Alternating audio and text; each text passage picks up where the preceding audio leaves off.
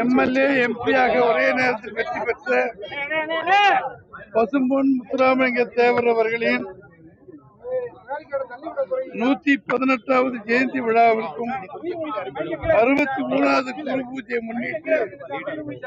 எங்கள் இதய தெய்வம் மாண்புமிகு புரட்சி தலைவி அம்மா அவர்கள் தெய்வீக திருமகன் தேவர் திருமகன் அவர்களுக்கு வழங்கிய தங்க கவசம் 13 கிலோ எடையுள்ள தங்க கவசத்தை 13.5 கிலோ எடையுள்ள தங்க கவசத்தை அவரது ஆணைப்படி பேங்க் ஆஃப் இந்தியாவில் வைத்து அந்த வங்கியில் வைத்து இன்றைய தினம்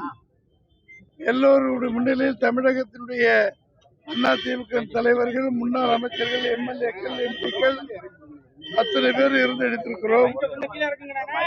அந்த சுதந்திர போராட்ட வீரர் தெய்வீக திருமகனார் பசும்பொன் முத்துராமலிங்க தேவர் அவர்களுக்கு தியாகத்தை போற்றிட பாரத ரத்னா விருதுக்கு மத்திய அரசிடம் பரிந்துரை செய்து எங்களுடைய வருங்கால முதலமைச்சர் மாண்புமிகு எடப்பாடியார் அவர்கள் உத்தரவின்படி இன்றைக்கு